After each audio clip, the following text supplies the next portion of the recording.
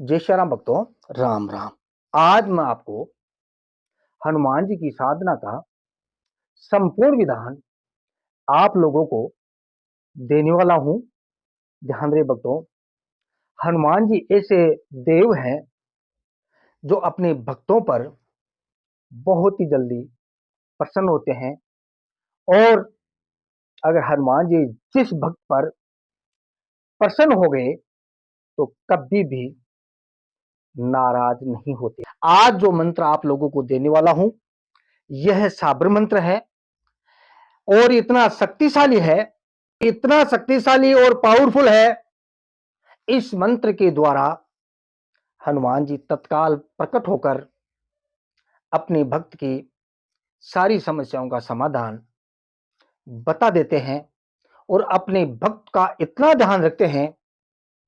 हनुमान जी अगर प्रसन्न हो जाते हैं तो अपने भक्त का इतना ध्यान रखते हैं, इतना ध्यान रखते हैं। जय श्री राम, जय श्री राम। भक्तों क्या बताऊं, जिस भक्त पर हनुमान जी प्रसन्न हो जाते हैं और कोई भी भक्त हनुमान जी को प्रसन्न कर लेता है तो कभी भी जिंदगी में हनुमान जी नाराज नहीं होते। इस मंत्र के द्वारा हनुमान जी को आप बुलाते हो, हनुमान जी को प्रसन्न कर लेते हो, तो एक ही बात का ध्यान रखना होता है, हनुमान जी का जिक्र आप किसी को नहीं कर सकते। हनुमान जी का जिक्र आप किसी को नहीं कर सकते अपने गुरु को छोड़कर। यानी हनुमान जी की जो भी क्रियाएं आप लोगों के साथ होती है, हनुमान जी किस प्रकार आपके पास आएगा, है ना, कैसे आपके पास आएगा, यह जिक्र आप किसी के पास नहीं करोगे, अपने परिवार वालों के साथ नहीं करोगे और अपने यार दोस्तों में कोई बात शेयर नहीं करोगे कि आज हनुमान जी को मैंने ऐसे ऐसे देखा।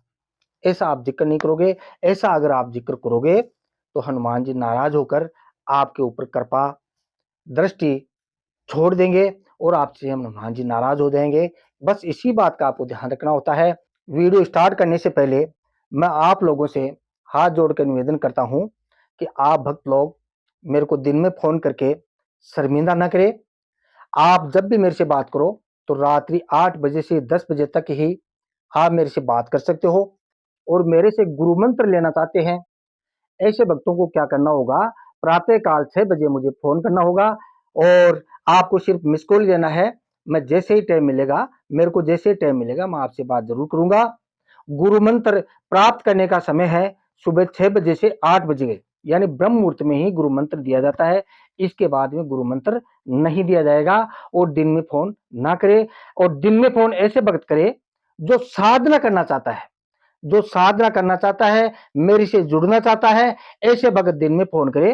और अपना साधना करने के लिए आपका अपना नंबर, अपना मोबाइल नंबर और अपने गांव का नाम जरूर रजिस्टर में लिखाए, ताकि मैं समय समय पर आपसे मैं खुद बात करता रहूं। साधना करने वाला भक्त ही दिन में मेरे से बात करे और अपना नंबर रजिस्ट्रेशन कराए। अब मैं वीडियो स्टार्ट करता हूं। आपको करना क्या होगा, हनुमान जी की साधना करने के लिए आपको ऐसा समय चुने जो मंगलवार हो या शनिवार। हनुमान जी की साधना मंगलवार या शनिवार से शुरू की जाती है। साधना काल में आप सभी भक्तों को ब्रह्मचर्य का पालन करना होगा। अगर आप हनुमान जी के भक्त हो, हनुमान जी की साधना करना चाहते हो, मैं आपको साधना कराऊंगा और मैं गारंटी देता हूं आपको जरूर हनुमान जी दर्शन देंगे, आपके ऊपर प्रसन्न होंगे। जैसे मैं बताऊं उसी प्रकार से अगर आप साधना करोगे तो जरूर सफल होगे। और मनमर्जी करोगे तो मेरी कोई जवाबदारी नहीं है, मेरी कोई गारंटी नहीं है। अगर आप हनुमान जी भक्त हो, हनुमान जी की साधना करना चाहते हो, तो आपको क्या करना होगा, ऐसी एक फोटो लेनी है। फोटो ऐसी लाओ जो प्रिंटेड हो, ठीक है, किसी पेंटर के द्वारा, चित्रकार के द्वारा बनाई हुई फोटो ही लाना आप, ठीक है। ऐसी एक फोटो लाना है, ठीक है। और एक पाटा लाना है। देखो पाटा ऐसा होता है ना, अब कई वक्त बोलोगे पाटा किसको बोलते, पाटा चौकी है ना, ये लकड़ी की पाटी पाटा आता है ना, ये है ना। ऐसा आपको पाटा लाना है, ठीक है। ऐसा पाटा लाना है। एक पाटा ऐसा, एक पाटा और छोटा लेना है, ठीक है। छोटा सा पाटा प्लास्टिक आता है, 20 25 30 रुपए का आता है ना, ऐसा एक छोटा। देखो नीचे पहले मैंने ये रखी है ना, ये नीचे रखी है, उसके ऊपर ये रखी है।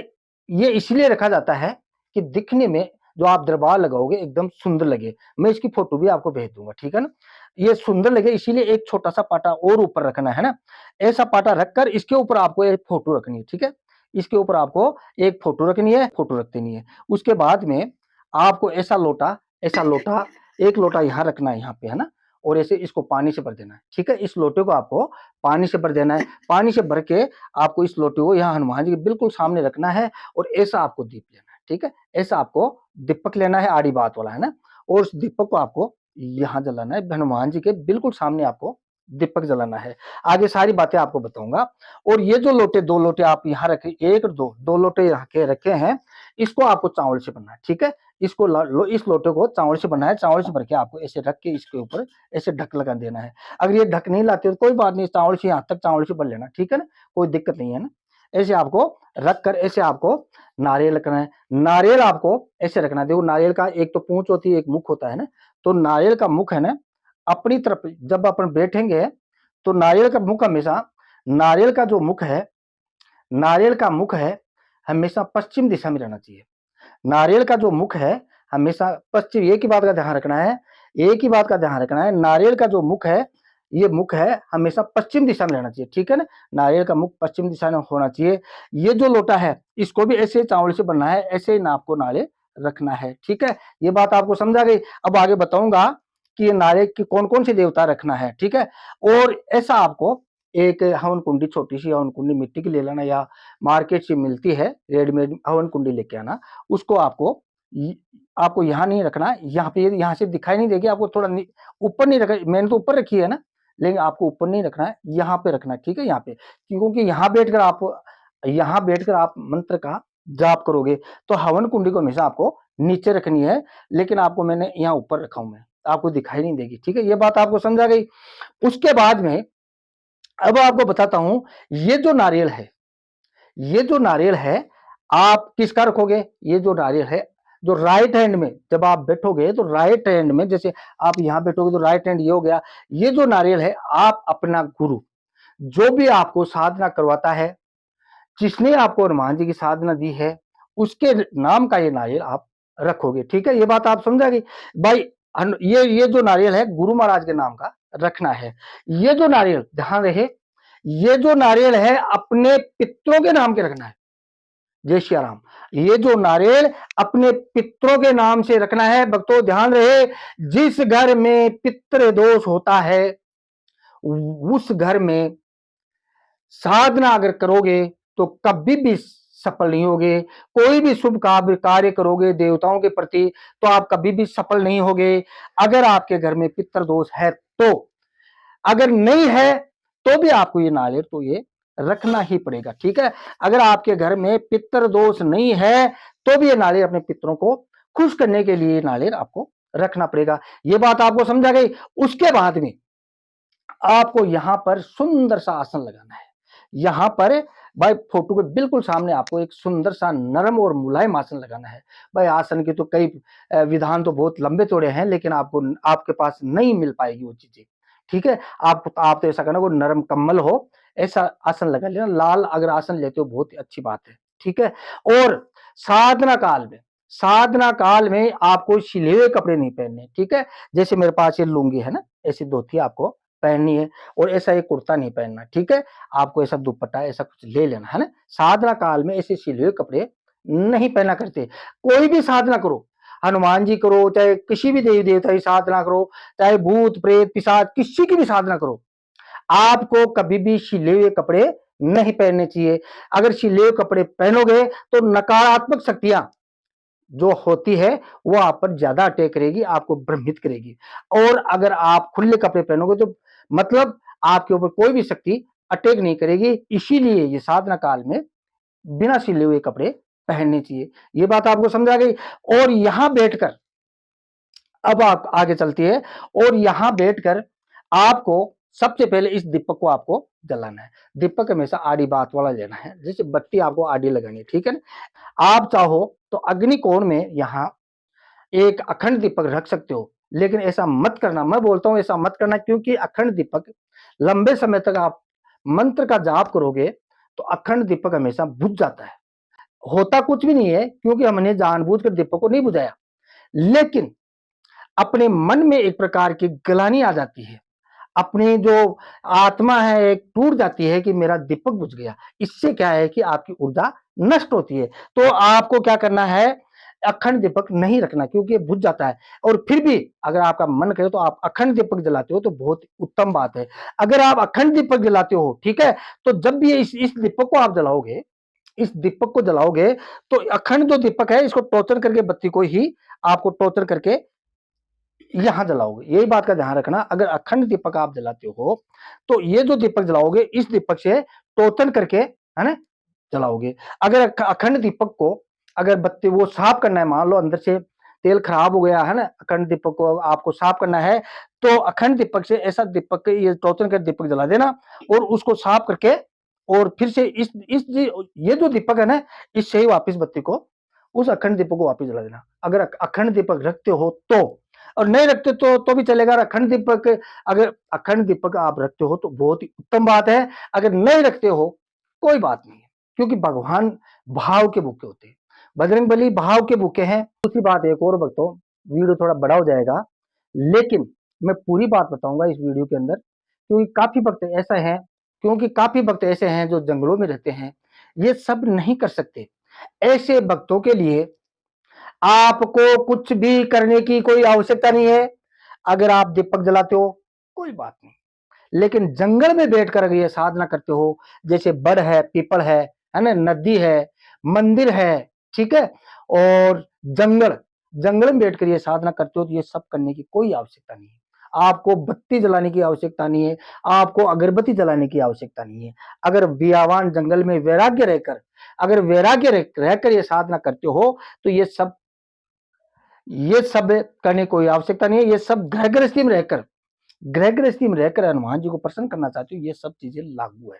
क्योंकि वैराग्य रहकर आप साधना करते हो, उनको पितृदोष नहीं सताता, कोई किसी भी देवी देवता का दोष नहीं सताएगा, ठीक है। वैराग्य रहकर कोई साधना करोगे, न तो कोई पितृदोष सताएगा और न कोई और कोई सताएगा, ठीक है। तो वैराग्य रहकर अगर साधना करते हो तो ये सब चीजें करने की आपको कोई आवश्यकता नहीं। ये बात आपको समझा गई। अब आपको क्या करना होगा, यहाँ पर ये जो ये पढ़िए, किताब पढ़ी है ना, ये नारद पुराण है ना, यहाँ किताब पढ़ी है, यहाँ इस जगह आपको आसन लगाना है, ठीक है। यहाँ आसन लगाना है, कम्बल का आसन, नरम आसन लगा लेना। वो लाल आसन मिलते, बहुत लाल अगर आसन मिलता है तो बहुत उत्तम बात है। आसन ऐसा लगाना चाहिए जो नरम है। यहाँ आसन पर बैठने से पहले, सबसे पहले आपको आसन को ऐसे प्रणाम करना है, ठीक है। सबसे पहले आपको आसन को इस प्रकार से आपको प्रणाम करना है। आसन प्रणाम करके आपको पेट जाना है। यह क्रिया आपको रात्रि 12 बजे से प्रातः काल तक करनी है। इसका विधान है रात्रि 12 बजे से यह साधना शुरू करनी है, ठीक है। रात्रि 12 बजे से यह साधना शुरू करनी है और सुबह प्रातः काल तक आप ये साधना कर सकते हो, ठीक है। दिन में ये साधना का विधान नहीं है, क्योंकि आज जो मंत्र बताने जा रहा हूं हनुमान जी का साबर मंत्र है, और ये मंत्र इतना पावरफुल और शक्तिशाली है। हनुमान जी के दर्शन होंगे। अगर हनुमान जी के दर्शन नहीं होते तो आपको जो मर्जी आए वो मेरे को बोल सकते हो, मैं आपको साधना कराऊंगा। मेरे पे विश्वास रखो। ये हनुमान जी का बहुत ही पावरफुल और चमत्कारी मंत्र है। लेकिन ये जो साधना कमजोर दिल वाले कभी नहीं करे। ये जो साधना बताने जा रहा हूं, इस साधना का विधान जो बताने जा रहा हूं, इस साधना को कमजोर दिल वाले कभी भी मत करना, क्योंकि ये डरावनी साधना है, क्योंकि ये साबर मंत्र है। हनुमान जी जरूर आते, ध्यान रहे। मैं आपका टाइम खराब करना नहीं चाहता। हाँ, जैसे मैं बताऊं वैसे आप करोगे तो आप साधना में जरूर जरूर सफल हो जाओगे, ठीक है ना। आप साधना में जरूर जरूर सफल हो जाओगे। और यहां पर आपको आसन लगाना है। आसन पर बैठकर सबसे पहले आपको 5 नाम गणेश जी के लेने हैं। जैसे ओम श्री गणेशाय नमः, ओम श्री गणेशाय नमः, ओम श्री गणेशाय नमः। इस प्रकार से 5 नाम गणेश जी के आपको लेने हैं। गणेश जी के 5 नाम लेने से आपका मुख शोधन होता है। जैसे अपन कोलगेट करते हैं ना, इस प्रकार से आपका मुख शोधन होगा। मुख से निकला हुआ शब्द एकदम साफ सुथरा शब्द आपका मुख से निकलेगा। तो सबसे पहले 5 नाम गणेश जी के लेने हैं। और उसके बाद में आप अपने गुरु महाराज से प्रार्थना करनी है। जो भी आपका गुरु है, इस साधना का विधान आपको बताया है, उस गुरु से आपको प्रार्थना करनी है। इस नारियल के माध्यम से आपको प्रार्थना करनी है कि हे गुरु महाराज, मैं हनुमान जी की साधना करना चाहता हूं, अतः साधना काल में अपनी कृपा दृष्टि मेरे ऊपर बनाए रखे। उसके बाद में आपको अपने पितरों से विनती करनी है, ठीक है। पितरों से विनती कैसे करोगे? आप पहले तो दोनों हाथ जोड़ोगे, उसके बाद भी दोनों कान पकड़ोगे, ठीक है। कान पकड़ के आपको बोलना है कि हे पितृ देवताओं, मेरे से, ठीक है, कान पकड़ के ऐसा ना, मेरे से या किसी मेरे परिवार वालों से किसी प्रकार की कोई त्रुटि हुई हो, कोई भूल चूक हुई हो तो मुझे माफ कर दे, और मैं हनुमान जी को प्रसन्न करना चाहता हूं, अतः मेरे रास्ते में कोई रुकावट न करे। इस प्रकार से आपको अपने पितरों से प्रार्थना करनी है, और ज्यादा कुछ करने की कोई आवश्यकता नहीं है। उसके बाद में आपके कुल के जो देवी देवता है उनसे प्रार्थना करनी है। भाई आपके जो कुल में कौन सी देवी मानते हो, कौन सा देवता, सबसे आपको प्रार्थना करनी है, उनको प्रसन्न करना है, ठीक है। उसके बाद में आपको हनुमान जी से दंडवत प्रणाम करनी है। दंडवत प्रणाम कैसे किया जाता है? ऐसा सीधा सो के, ऐसे है ना, दंडवत प्रणाम करनी है ना, सीधा सो के प्रणाम करनी है। हनुमान जी से कान पकड़ कर बोलना है कि हे हनुमान जी, मैं आपको प्रसन्न कर कर समाज की सेवा करना चाहूँ। जो भी आपकी इच्छा है बोल सकते हो भाई, अपनी, या तो आप अपने खुद के लिए कर रहे हो, या कोई समाज के कल्याण के लिए कर रहे हो, या समाज की सेवा करना चाहते हो, जो भी आपके मन में है, रोकना मत, है ना। आपको दिल खोलकर हनुमान जी से प्रार्थना करनी है, और आपको हनुमान जी से बोलना है कि हे बजरंगबली, मैं किसी प्रकार की कोई त्रुटि नहीं करूंगा, आप मेरे ऊपर प्रसन्न होना, और आपको प्रसन्न करने के लिए 40 दिन तक प्रयास करूंगा, और साधना काल में समय समय पर जैसे मैं आपको अर्ज करूं, जैसे मैं आपको पुकारूं, आपको आना है। इस प्रकार से आपको हनुमान जी से प्रार्थना करनी है, ठीक है। इस प्रकार से आपको हनुमान जी से प्रार्थना करनी है।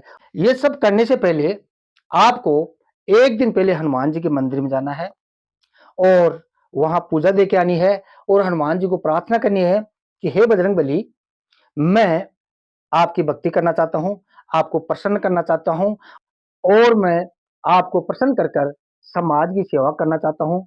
अतः आप मेरे पर कृपा करके मेरे पास आना, और मैं जब पुकारूं जब मेरे पास आना, और अपना शांत रूप, शांत स्वभाव लेकर मेरे पास आना, और मेरे किसी प्रकार की कोई गलती है उसे माफ करना। भविष्य में मैं किसी प्रकार की कोई गलती नहीं करूंगा। इस प्रकार से आपको एक दिन पहले, ये सब करने से एक दिन पहले आपको हनुमान जी के मंदिर में जाकर आपको प्रार्थना करनी है, ठीक है भक्तों। ये सब करने के बाद में जो मैं मंत्र बताने जा रहा हूं, इस मंत्र की 25 माला रोज, इस मंत्र की 25 माला रोज आपको 40 दिन तक जप करना है। एक बात का और ध्यान रखना है भक्तों, जिस आसन पर बैठकर आप हनुमान जी को प्रसन्न करोगे, साधना करोगे, उस आसन के एक गोल, उस आसन के चारों ओर एक गोल आकार का एक वृक्क, है ना, गोल गोल आकार का एक वृक्क बनाना है, अपना सुरक्षा घेरा बनाना है। किससे बनाओगे? सिंगरप से। इससे आपकी सुरक्षा बनेगी, और साधना, जब तक आप मंत्र का जप करते हो, आप जब तक आप मंत्र का जप करोगे तब तक उस गोले से बाहर नहीं निकलना है। और दूसरी बात एक और है भक्तों, यह एक ऐसा मंत्र है, एक ही बैठक के अंदर, एक ही बैठक के अंदर आपको 25 माला घुमानी है। एक ही बैठक के अंदर आपको 25 माला घुमानी है, और यह क्रिया आपको 41 दिन तक आपको करनी है। ध्यान रहे भक्तों, जब आप साधना शुरू करोगे उसके 7 दिन बाद में आपको भिन्न भिन्न प्रकार की आवाजें आ सकती है, आपके रोंगटे खड़े हो सकते हैं, लेकिन आपको धैर्य नहीं खोना है, डरना नहीं है, क्योंकि हनुमान जी के पहले गण है ना, पहले आपके पास में गण आएंगे, उसके बाद में हनुमान जी आपको दर्शन देंगे, और साधना काल से 7 दिन बाद में ही आपको ये सब होने लग जाएगा, प्रत्यक्षीकरण होने लग जाएगा, आपको हर प्रकार का भय आएगा, लेकिन आपको डरना है नहीं है। अपने मन को निडर रखकर आपको ये साधना करनी है, और जो मैं मंत्र बता रहा हूं, इस मंत्र की एक ही बैठक के अंदर 25 माला आपको घुमानी है, ठीक है। 25 माला घुमानी है। आपको हर रोज आपको अंगारे बनाने हैं, गाय के गोबर के जो अंगारे होते हैं वो अंगारे बनाने हैं। अंगारे बनाकर आपको यहाँ भोग देना है। अगर आपके पास अंगारे नहीं है कोई बात नहीं है, आपको कपूर की टिकिया रखकर उसमें 2 लौंग, 1 इलायची और पतासा का एक छोटा टुकड़ा रख देना, थोड़ा गुड़ रख देना, है ना, थोड़ा भूंगड़ा रख देना, ठीक है। इस प्रकार से आप यहाँ हर रोज आपको यहाँ जोत लेनी है, ठीक है। हनुमान जी को भोग लगाना है, ठीक है। हनुमान जी को यहाँ जोत लेनी है, हनुमान जी को भोग लगाना। साधना शुरू करने से पहले भी लगा सकते हो, और 25 माला घुमाने के बाद में ये भोग आप लगा सकते हो, ठीक है भक्तों। ये बात आपको समझा गई। अब आपको मंत्र बताता हूँ। मंत्र इस प्रकार से है, हे हनुमान की सूरत हाजिर हो, वह है राम, रामचंद्र जी महाराज। फिर से मंत्र सुनो, हे हनुमान की सूरत हाजिर हो बहक राम रामचंद्र जी महाराज। ये मंत्र है, ये साबर मंत्र है। इस मंत्र का आपको बराबर लंबे समय तक 40 दिन तक आप जप करोगे तो हनुमान जी तत्काल आपके सामने प्रसन्न होकर आपसे बातें करेंगे। ध्यान दें भक्तों, प्रथम क्रिया में हनुमान जी जब आपके पास आएंगे, हो सकता है डरावने रूप में आ जाए, हनुमान जी गण पहले आ जाए, और भी कोई नकारात्मक शक्तियां आपके आसपास में आपको डराने की कोशिश करे, लेकिन आपको डरना नहीं है। और हनुमान जी प्रसन्न होकर आपके पास आएंगे तो आपको बिल्कुल भी डर नहीं लगेगा। आपको ऐसा लगेगा कि मैं हजारों लोगों के सामने हूँ, हजारों लोगों के पास में हूँ, मेरे पास में बहुत से लोग हैं, इस प्रकार आपको लगेगा। हनुमान जी से बिल्कुल डर नहीं लगेगा अगर हनुमान जी प्रसन्न होकर आपके ऊपर आएंगे। हाँ, प्रथम क्रिया में जरूर कुछ हलचल हो सकती है, डरावनी मतलब आवाजें आ सकती है ना। इस प्रकार से हनुमान जी जब आपके सामने अंतिम समय में हनुमान जी आपके सामने आएंगे तो एकदम शांत स्वभाव से आएंगे। हनुमान जी बोलेंगे कि क्या चाहता है मेरे से, तो आपको हनुमान जी एक ही बात बोलनी है, हे हनुमान जी, मैं जन कल्याण की भावना से आपको बुलाया है, आपको प्रसन्न किया है। ठीक है? इस मंत्र के द्वारा हनुमान जी को प्रसन्न कर लेते हो तो 40 दिन के बाद में आपकी जितनी श्रद्धा है उतनी छोटी बच्चियों को आप खाना खिला देना, आपका मंत्र सिद्ध हो जाएगा, हनुमान जी आपके ऊपर प्रसन्न हो जाएंगे। इस प्रकार से मैंने हनुमान जी का संपूर्ण विधान आप लोगों को बताया है। सोच समझ कर साधना करना। भगवान आपका भला करे। जय श्री राम, जय श्री राम।